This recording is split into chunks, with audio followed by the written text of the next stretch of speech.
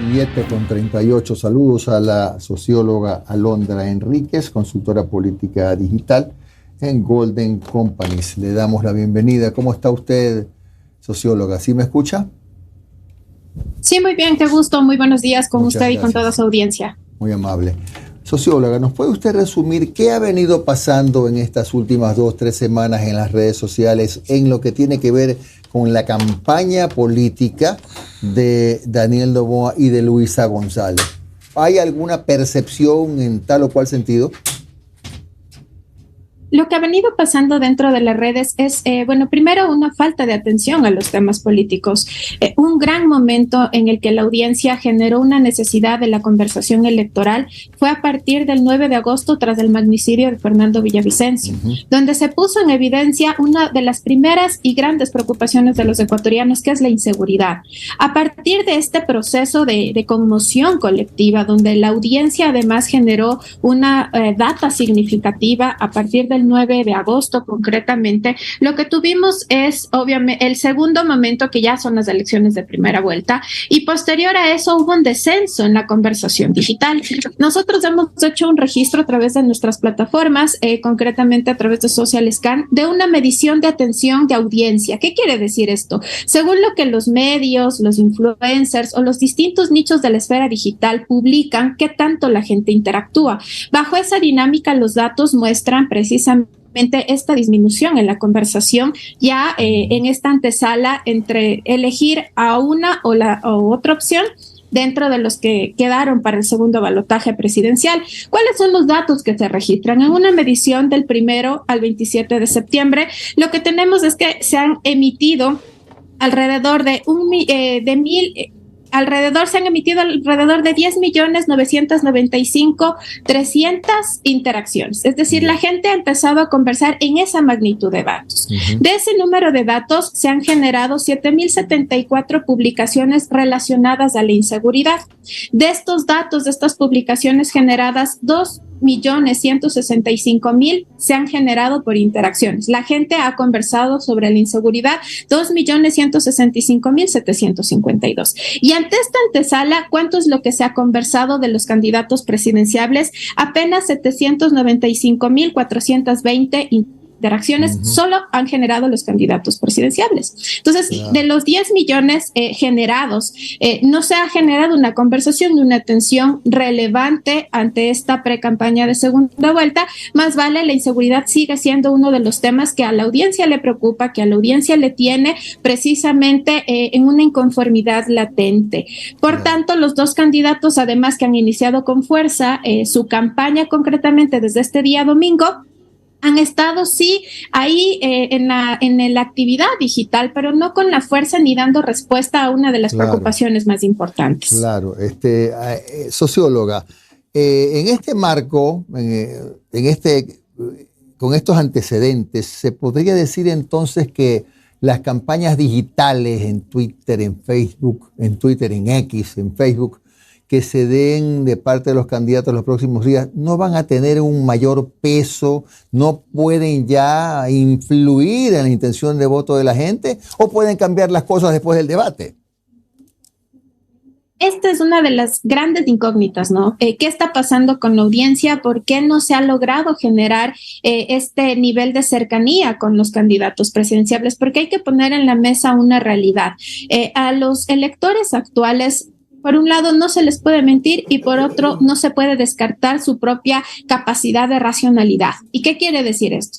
Más allá de las elecciones, que además son unas elecciones forzadas en medio de una coyuntura de malestar, obviamente ante la institucionalidad del Estado, el Estado de por sí ha quedado en una de las peores calificaciones, ¿no? La gente no tiene garantía de absolutamente nada vinculado al gobierno. Entonces, hay una primera figura que ya se ha golpeado durante 2 años y durante 4 años previos en medio de una pandemia. Entonces, la gente de por sí, la imagen de gobernabilidad, la imagen de Estado, todo lo que tiene que ver con la dinámica del Poder Ejecutivo y el Legislativo, ya de por sí la califica con las peores valoraciones, y eso se ve tanto en el mundo real como en el mundo digital. Ante esta dinámica, tenemos 2 candidatos que han llegado a una segunda vuelta con varios golpes, ¿no? El país ha vivido momentos de muchísima tristeza también. El primero y el más fuerte, ya lo había anunciado, el magnicidio de Villavicencio, la muerte también y el asesinato de Agustín Intriago, que hasta ahora no se tiene claro qué fue lo que ha pasado.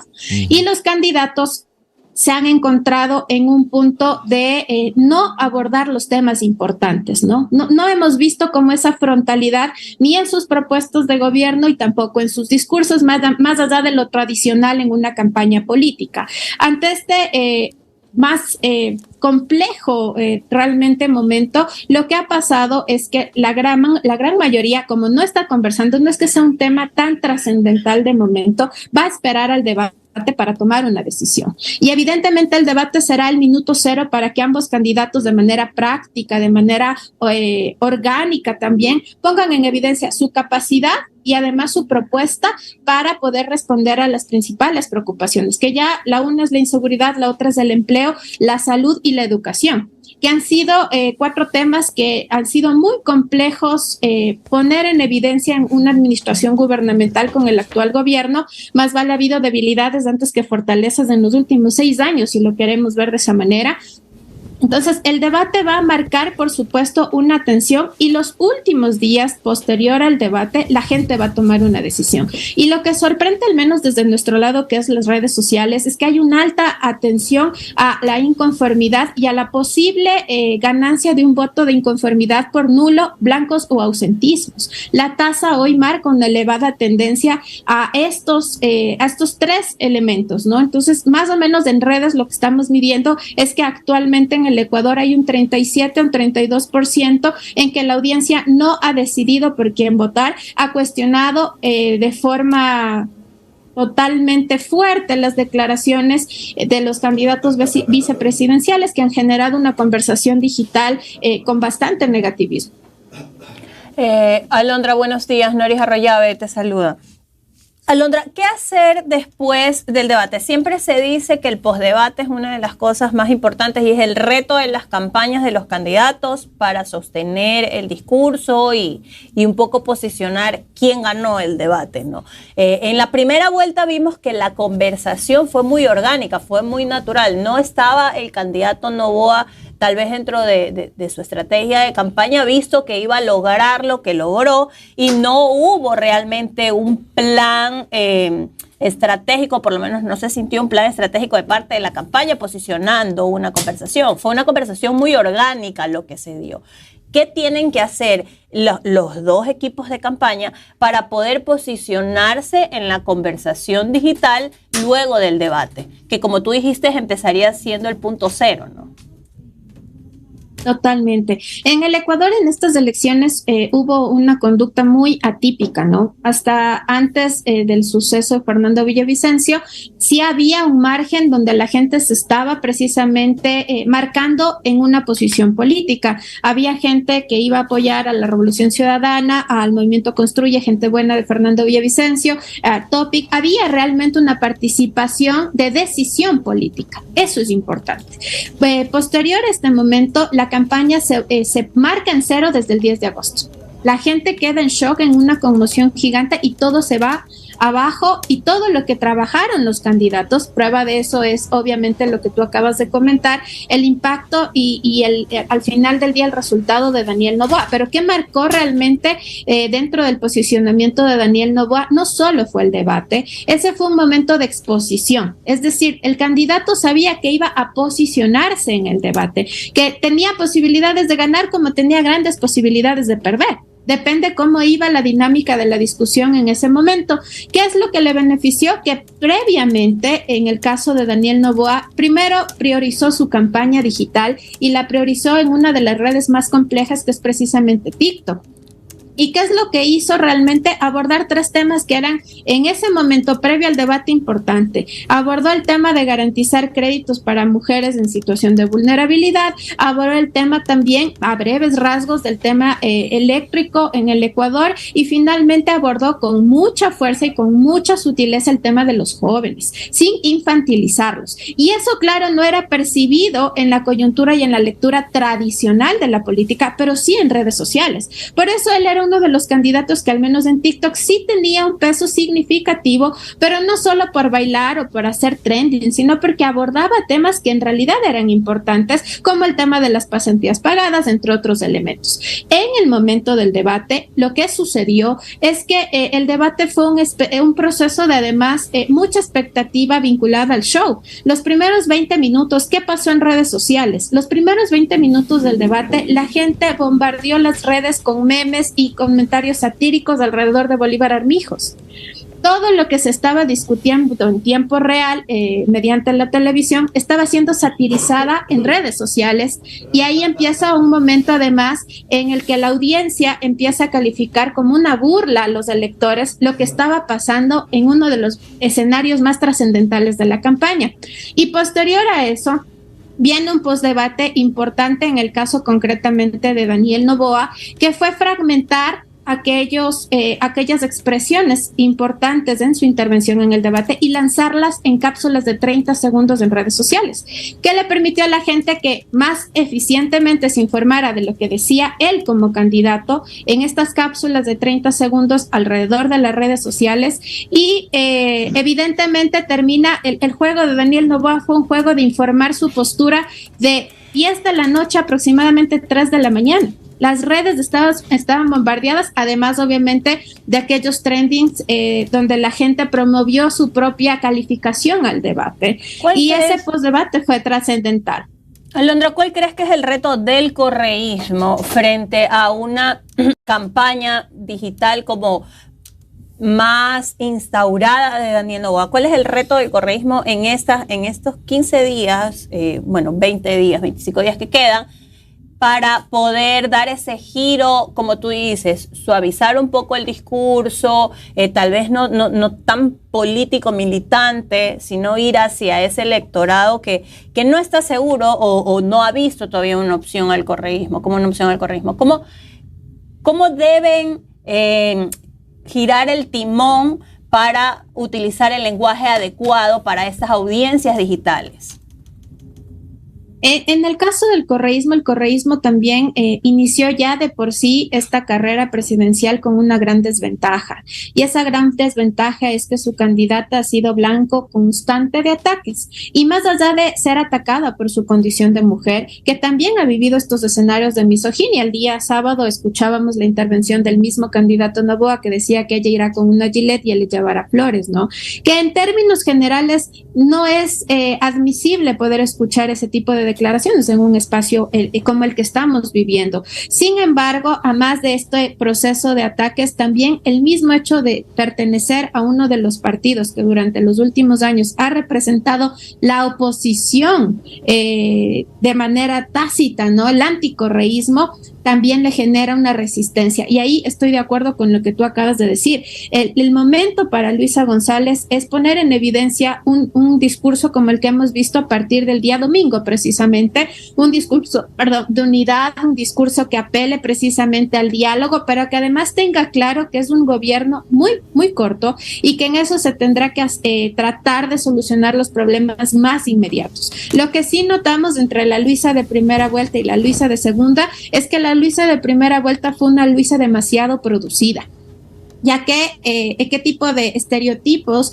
se trataron de posicionar. Primero, sí, una mujer orgánica, leal al partido, pero hay un tema y eso hay que ponerlo en la mesa, y es que la ciudadanía y los ecuatorianos hoy lo que están esperando es un liderazgo crítico y autocrítico, que ponga en evidencia también aquellos elementos que no se pueden discutir en la mesa desde la dinámica de la administración propia. Y eso a propósito, además de que el presidente Guillermo Lasso se había mantenido en un gobierno aparentemente libre de vínculos de corrupción, libre, y además que él había anticipado que iba a ser un gobierno obviamente de manos abiertas y demás, pero tuvimos casos terribles en el último año, el mismo caso León de Troya, entre otros más, en los que el gobierno no fue capaz de esa autocrítica, de corregir aquellas cosas malas, y eso es lo que la ciudadanía está expectando de un nuevo gobierno, ¿no? Ese espacio de autocrítica que ahora, por ejemplo, lo hemos escuchado con Andrés Arauz, lo estamos escuchando con Luisa González, y es necesario que se vea un liderazgo real, pero además con contundencia, aún más siendo una candidata mujer, ¿no? Socióloga, buenos días. Omar Jaén le saluda. ¿Cómo ha estado? Gracias por su tiempo. Supongo, o sea, no he visto métricas, pero yo supongo que digitalmente, después del asesinato de Fernando Villavicencio, fueron los momentos más críticos para la candidatura de Luisa González, porque todo el mundo, o al menos así lo quisieron posicionar, el correísmo fue el que lo asesinó. Supongo, insisto, yo hablo de memoria, pero supongo que usted debe tener métricas que puedan corroborar esta hipótesis que yo tengo. ¿Qué pasaría si faltando 5 días para la segunda vuelta sale Fiscalía a acusar a alguien del correísmo que a partir de las investigaciones de Fiscalía hay vínculos del correísmo con el asesinato de Fernando Villavicencio? ¿Qué cree que podría ocurrir? Digitalmente hablando, pues, ¿no? Usted acaba de abordar uno de los temas más importantes, ¿no? Por ejemplo, el fantasma y más allá del fantasma, la trascendencia del caso del magnicidio de Fernando Villavicencio le ha jugado muy en contra al correísmo. De darse el escenario que usted acaba de mencionar, será indiscutible que los datos que se están dando respecto a una ganancia más o menos del 9 al 11% para Daniel Noboa por debajo de Luisa González se puedan dar. Y eso pasa porque, como le anticipé, Luisa es como el centro, es el símbolo de la oposición. Ella reencarna el anticorreísmo y dentro del anticorreísmo hay 3 corrientes que son las que le han impactado con fuerza. Uno está obviamente la militancia de Construye, que de por sí ya ha expresado de que no va a dar ningún tipo de apoyo y tampoco se pondrá en este espacio de diálogo. Otro punto es el mismo gobierno. El mismo gobierno de Guillermo Lasso acaba el presidente de hacer una gira en Estados Unidos y de ratificar su negativa a la candidata. Y desde el gobierno hay una estructura estatal muy activa en esta campaña, que también se convierte en parte de esa oposición. Y el tercer grupo, por llamarlo así, es de quienes votaron, obviamente por otras líneas como la de Otto Sonnenhorner, Jan Topic, y ese voto se quedó ahí, porque ninguno de los otros 2 candidatos logró consolidar políticamente una fuerza política que esté todavía latente, que esté caminando bajo la directriz de lo que ellos habían movido en estas elecciones. Bajo esa lógica, al darse un escenario como el que usted acaba de mencionar, Luisa no tendría las posibilidades de poder pelear este electorado que está ahí volátil, que no se identifica ni con los unos ni con los otros y que además está cansada del discurso de odio. Se le volvería muy complejo porque además el Estado estaría sancionando de forma directa a la candidata, aunque ella no sea responsable ni intelectual ni esté vinculada directamente al caso, pero su partido político de darse ese escenario sería uno de los momentos más complejos para la revolución ciudadana y probablemente el más difícil de revirar en los próximos años. Y finalmente, socióloga, para derribar mitos, ¿influye realmente las redes en una campaña electoral o son solamente discusiones de piolín en Facebook, de trending en TikTok y de agresividad en Twitter? ¿Es una burbuja digital? ¿Realmente influyen o no influyen? En las elecciones del 2023 y en las elecciones del 2021 tuvimos la gran suerte con Golden de hacer estudios precisamente de conducta electoral. Lo hemos hecho desde el año 2018 en América Latina. El resultado de las elecciones concretamente del 2023 ponían en evidencia que la gente al menos es muy clara en expresar previo a ir a las urnas su posición frente a un candidato y su posición frente a una contienda electoral. En el año 2021, las redes marcaron la tendencia de la diferencia del 5%. Nosotros registramos 20 millones de interacciones en el último mes de campaña y esas 20 millones de interacciones nos dieron como resultado que la preferencia digital estaba para Guillermo Lasso con un 45% y que en ese entonces... ¿Cómo filtrar los bots? ¿Cómo filtrar las campañas dirigidas para posicionar una etiqueta, una tendencia, un video? Una frase. ¿Cómo podemos? A ver, 20 millones, perfecto, suena bastante, de tal candidato alcanzó tanto. ¿Cómo se puede filtrar que no sea parte de una campaña y que sea una verdadera conversación digital orgánica?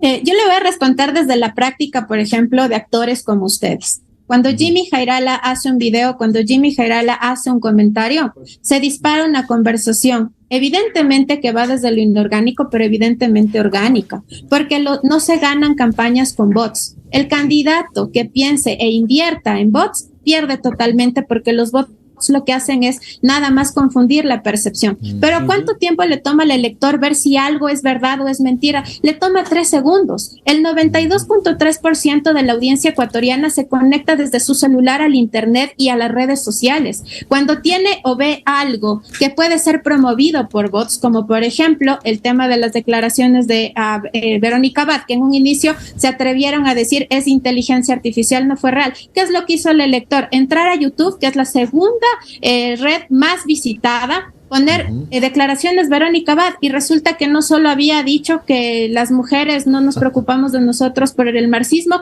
sino que además había dado toda una cátedra sobre el tema del feminismo, sobre el tema de la privatización. Entonces el elector es muy consciente, no se deja convencer de lo que los bots quieren viralizar. Él está a 2 clics de ver la realidad de las cosas y de informarse. Tal vez no precisamente leer, porque puede o no puede estar dentro de sus preferencias, pero a través del acceso al internet, de una sociedad hiperconectada y de una sociedad informada, tiene toda la capacidad de tomar decisiones. Las redes marcan un peso significativo, no es el 100%, porque yo no podría decirle, no, las redes son las que ponen y quitan un presidente o un candidato. Es mentir, porque el territorio también influye, porque la discusión también en lo coyuntural mueve y permea el voto, pero que inciden y sí marcan una conversación. El Ecuador actualmente, el 83% de la población se informa y tiene acceso a Internet. Somos uno de los países con más accesibilidad a Internet.